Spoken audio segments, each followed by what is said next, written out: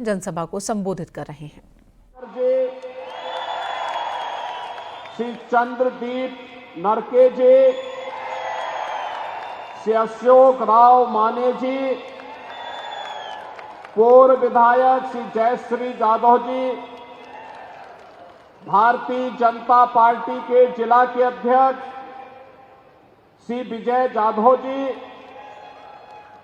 प्रदेश सचिव महेश जाधव जी, आरपीआई के उत्तम जी कांबले, सौमिक महाडिक, श्री बाल महाराज, मछेंद्र संकरे, श्री सुजीत चौहान, मंच पर उपस्थित महायुति गठबंधन से जुड़े हुए भारतीय जनता पार्टी, शिवसेना और हमारे सभी सहयोगी दलों के पदाधिकारीगण और कोला पुल के मेरे सभी उपस्थित बहनों और भाइयों,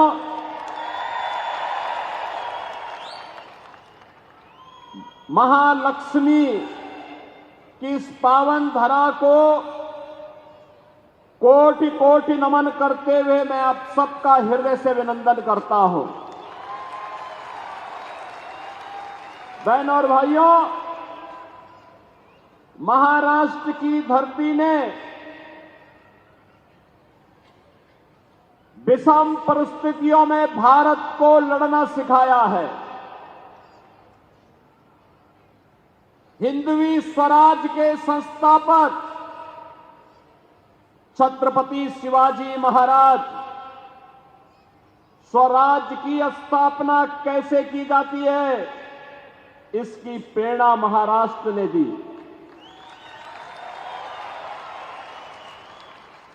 अटक से कटक तक एक राष्ट्र की परिकल्पना इसी महाराष्ट्र की धरती से पेशवा बाजीराव ने दिया था। बहनों और भाइयों, 1857 का प्रथम स्वतंत्र समर, ये आजादी का पहला स्वतंत्र समर है, जिसे कुछ इतिहासज्ञ मात्र क्रांति कहते थे। इसी धरती के सपूत वीर सावरकर ने कहा था कि नहीं, यह देश की आजादी का प्रथम स्वातंत्र है। ये प्रथम स्वातंत्र की संज्ञा देने वाले वीर सावरकर की धरा को स्वराज मेरा जन्मसिद्ध अधिकार है, मैं इसे लेकर के रहूंगा, इसका उद्घोष करने वाले गणनायक से लोकनायक की यात्रा को प्राप्त करने वाले लोकमान्य बाल गंगाधर तिलक इसी महाराष्ट्र की धरती ने देश को दिया। और एक विधान सब समान, इसके अनुसार भारत के संविधान के शिल्पी बाबा साहब भीमराव अंबेडकर इसी महाराष्ट्र की देन है। सामाजिक समता की स्थापना हो, महात्मा फुले ने यहीं से इसका उद्घोष किया था। और महिला शिक्षा का प्रचार प्रसार हो, सावित्रीबाई फुले ने इसका उद्घोष इसी धरा से किया था। मैं इस पावन धरा को कोटि कोटि नमन करता हूं और आपका अभिनंदन करता हूं। बहनों और भाइयों, मैं तो आज आपके पास आया हूं कहने के लिए, मैं लोकसभा चुनाव के समय यहां पर श्री धैर्यशील माने के समर्थन के लिए आया था। आपने अपना समर्थन और आशीर्वाद उन्हें दिया, इसके लिए कृतज्ञता ज्ञापित करने के लिए आया हूं, आभार व्यक्त करने के लिए आया हूं और आपको अवगत कराने के लिए आया हूं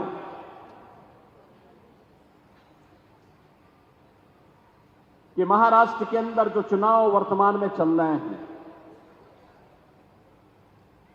ये चुनाव मात्र सत्ता के लिए नहीं है। यह चुनाव महाराष्ट्र के लिए भी और भारत के लिए भी बहुत मायने रखता है। एक और प्रधानमंत्री मोदी जी के नेतृत्व में महाराष्ट्र के अंदर महायुति गठबंधन पूरे देश के अंदर एनडीए कार्य कर रहा है। उनके लिए एक भारत श्रेष्ठ भारत ही जीवन का एकमात्र ध्येय है। बिना भेदभाव के शासन की योजना हर गांव, हर गरीब, हर किसान, हर नौजवान, हर महिला को देने के लिए वह प्रतिबद्ध है। वह देश की सुरक्षा के लिए, देश की समृद्धि के लिए और शासन सत्ता उसके लिए सुशासन का एक मंत्र बन करके आता है। एक तरफ यह महायुति गठबंधन महाराष्ट्र के अंदर है, भाजपा है, शिवसेना शिंदे सेना है और एनसीपी में श्री अजीत पवार है, आरपीआई रामदास अठावले जी हैं और दूसरी तरफ न नीति है, न नैतिक बल है, न निर्णय लेने की सामर्थ्य है। ऐसा महाअघाड़ी गठबंधन जो देश के साथ धोखा कर रहा है, धोखा। बहनों और भाइयों, ये महाअघाड़ी गठबंधन पहले एक दूसरे को धोखा दे रहा है, एक दूसरे को। कांग्रेस में, उद्धव ठाकरे में और पवार साहब में आपस में ही एक नूरा कुश्ती चल रही है, कौन किसको कितना मात दे देता है। और बहनों और भाइयों, उसके माध्यम से पहले ये अपने आप में आपस में धोखा देंगे,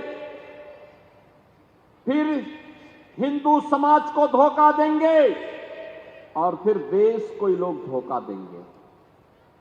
आप मुझे बताइए, कांग्रेस का तो इतिहास ही भारत के साथ धोखा देने का रहा है। याद करिए, अगर कांग्रेस का नेतृत्व 1947 में चाहता तो देश कभी विभाजित नहीं होता, कभी विभाजित नहीं होता, भारत का विभाजन नहीं होता तो पाकिस्तान नहीं बनता।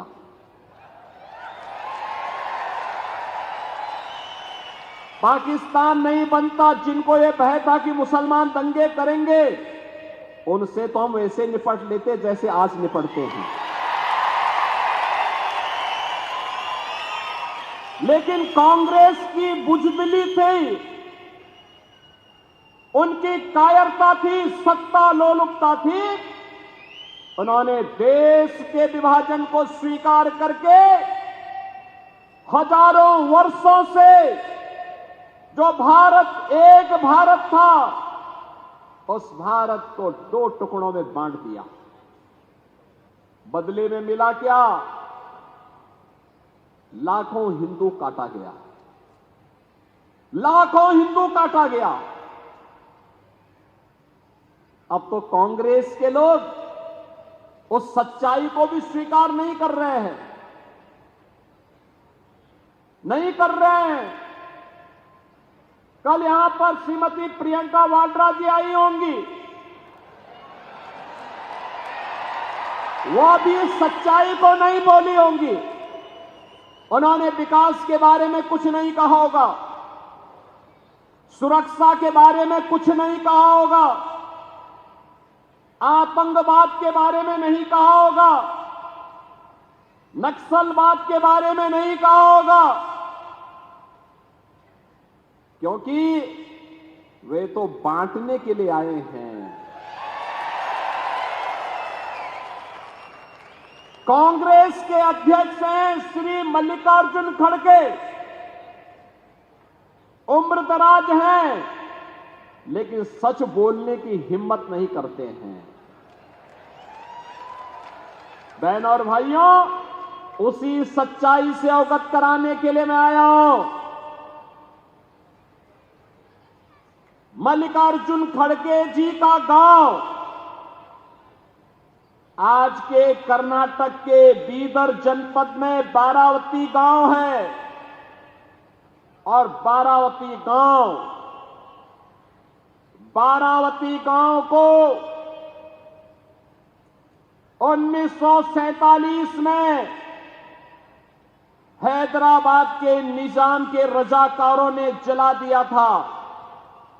खड़गे जी की मां, उनकी चाची, उनकी बहन उसमें जल करके उनकी दुखद मृत्यु हुई थी।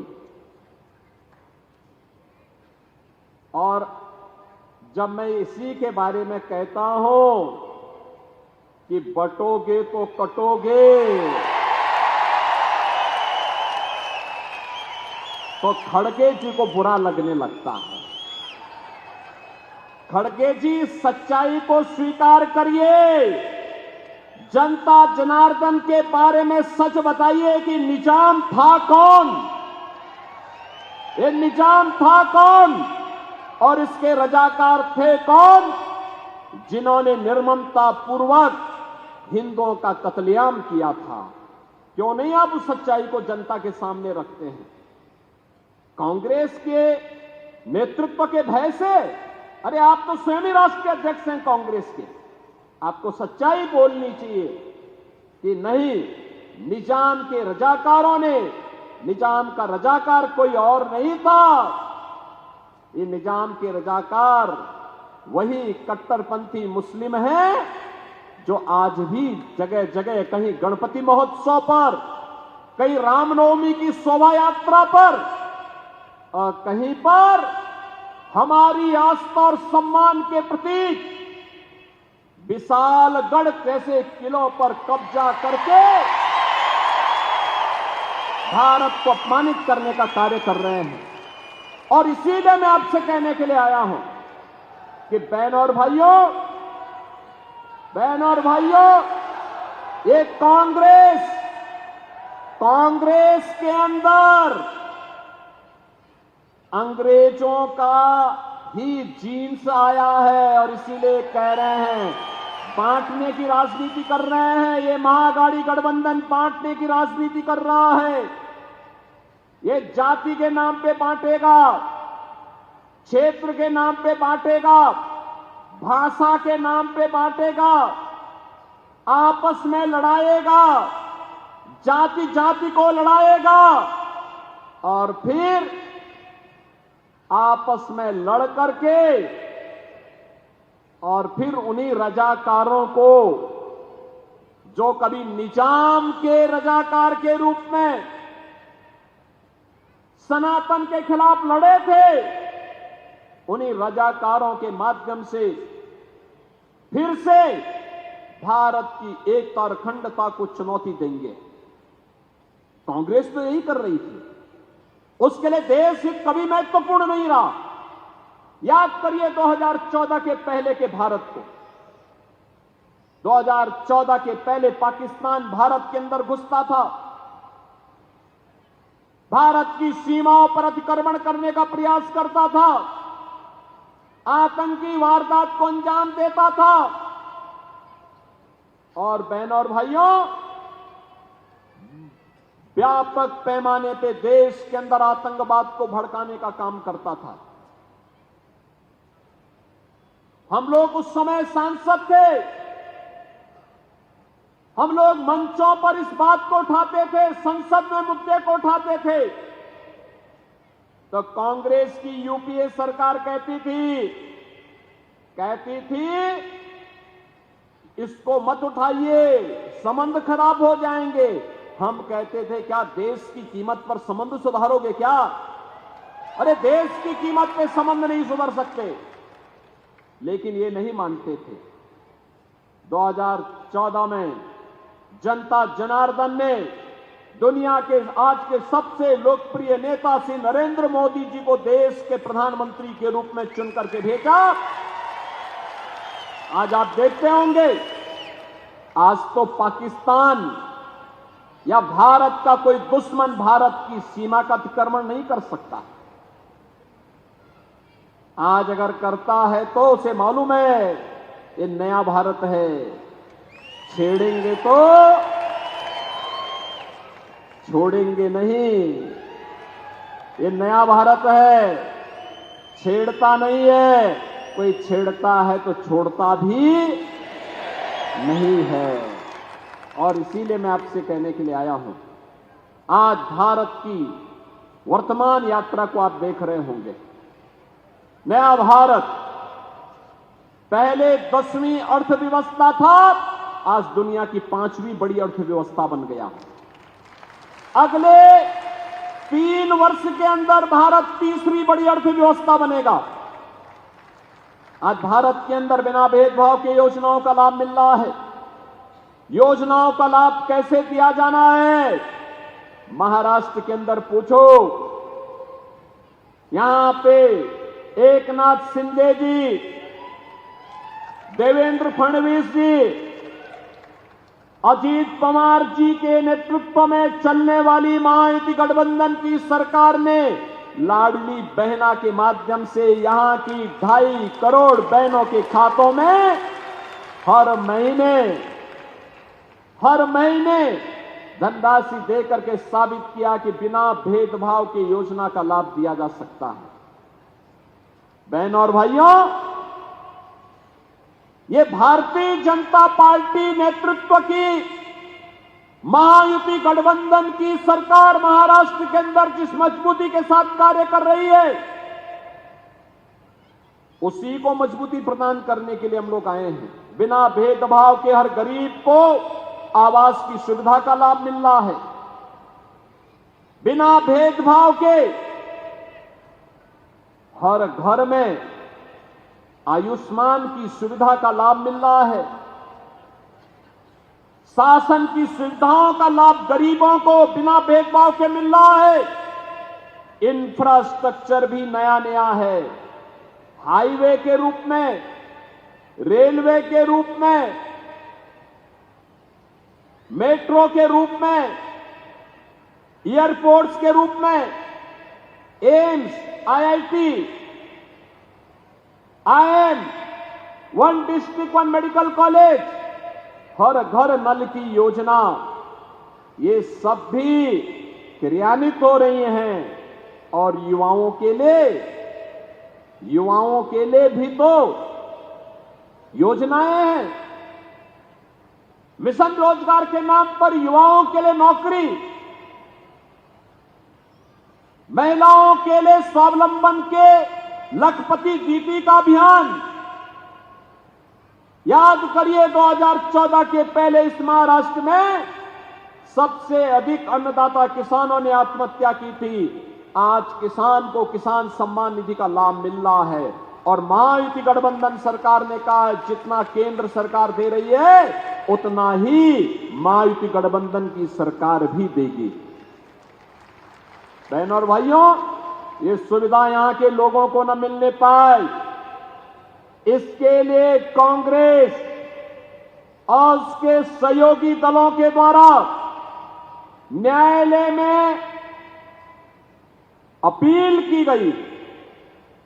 वे नहीं चाहते कि युवाओं को नौकरी मिले, महिलाओं को लाडली बहना योजना का लाभ मिले। वे नहीं चाहते कि महाराष्ट्र के अन्नदाता किसान खुशहाल हों। और इसीलिए मैं आज आपसे कहने के लिए आया हूं कि बहनों और भाइयों, हम बटे थे तो हमें अपमान झेलना पड़ा था, देश का दुर्भाग्यपूर्ण विभाजन हुआ था। हम बटे थे, अयोध्या में राम मंदिर का अपमान झेलना पड़ा था, काशी में काशी विश्वनाथ का अपमान झेलना पड़ा था, मथुरा में भगवान श्री कृष्ण के जन्मभूमि का अपमान झेलना पड़ा था। और जब डबल इंजन की सरकार एक साथ काम करनी प्रारंभ की तो 500 वर्षों की समस्या का समाधान अयोध्या में हुआ है। आज आप अयोध्या में देखते होंगे, अयोध्या में भगवान रामलला विराजमान हो गए हैं, भव्य मंदिर का निर्माण हो गया है। और मैं तो महायुति गठबंधन सरकार को धन्यवाद दूंगा कि इन्होंने अयोध्या में महाराष्ट्र से जाने वाले श्रद्धालुओं के लिए एक भव्य महाराष्ट्र भवन बनाने के लिए वहां पर जमीन वहां पर आरक्षित करके उसके कार्य प्रारंभ कर दिया है। बहनों और भाइयों, आखिर अयोध्या में राम मंदिर का निर्माण कांग्रेस भी कर सकती थी, नहीं किया, नहीं किया। मैं पूछना चाहता हूं, अगर सरदेव बाला साहब ठाकरे जी होते, क्या वे कांग्रेस के साथ गठबंधन करते क्या? करते क्या? तो फिर उद्धव जी ने क्यों कर दिया? अपने मूल्य और सिद्धांतों से भटक गए। और इसीलिए मैं आपसे कहने के लिए आया हूं, बहनों और भाइयों, सरदेव बाला साहब ठाकरे जी चाहते थे, मूल्यों के आदमी थे, उन्होंने इन मूल्यों की राजनीति की थी। उन्होंने कहा था कि नहीं, हम सब कुछ करेंगे हिंदुत्व के मुद्दे पर, छत्रपति शिवाजी महाराज को सामने रख करके ही हम आगे काम करेंगे। और छत्रपति शिवाजी महाराज जिनके आदर्श रहे हो, वे बांटने की नहीं, एकता की बात करके महाराष्ट्र के साथ साथ पूरे भारत को एक भारत बनाने के लिए कार्य करेंगे। और यह कार्य महायुति गठबंधन कर रहा है। और इसीलिए मैं आप सबके बीच आया हूं आपसे कहने के लिए कि बहनों और भाइयों, 20 नवंबर को चुनाव है। यह महाआघाड़ी गठबंधन आपको बांटने के लिए फिर से आएगी, तमाम प्रकार के बातों को आपके सामने कहेगी। इसमें विश्वास कभी मत करना, कभी मत करना, धोखे से भी नहीं करना है। मैं तो आपसे एक ही अपील कर रहा हूं कि महायुति गठबंधन आपके सामने है। महायुति गठबंधन में श्री एकनाथ शिंदे जी, श्री देवेंद्र फडणवीस जी, श्री अजीत पवार जी, ये सभी मिलकर के महाराष्ट्र को प्रधानमंत्री मोदी जी के मार्गदर्शन में एक विकसित महाराष्ट्र बनाने की संकल्पना को आगे बढ़ा रहे हैं, एक सुरक्षित महाराष्ट्र बनाने की संकल्पना को आगे बढ़ा रहे हैं। बहनों और भाइयों, महायुति गठबंधन की सरकार बनती है तो विशालगढ़ किले का अतिक्रमण भी अपने आप ही दूर हो जाएगा।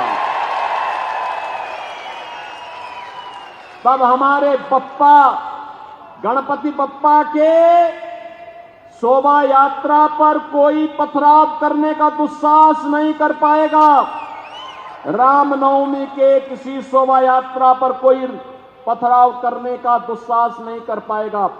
ये पत्थरबाज अपने घर में सिकुड़ जाएंगे, सिमट जाएंगे, घर के बाहर नहीं निकल पाएंगे।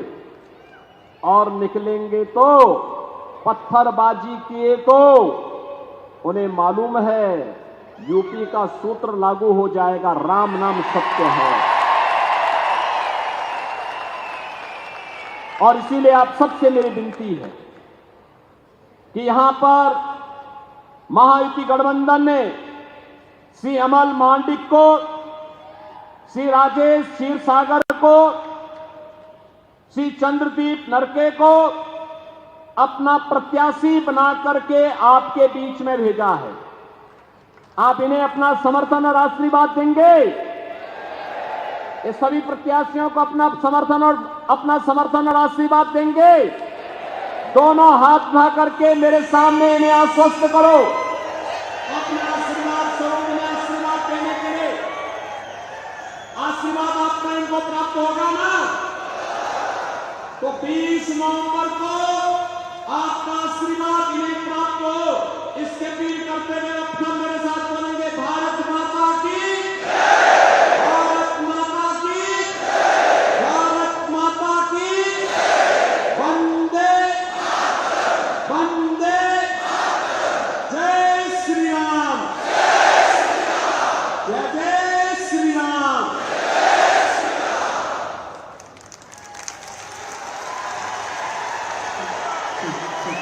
इस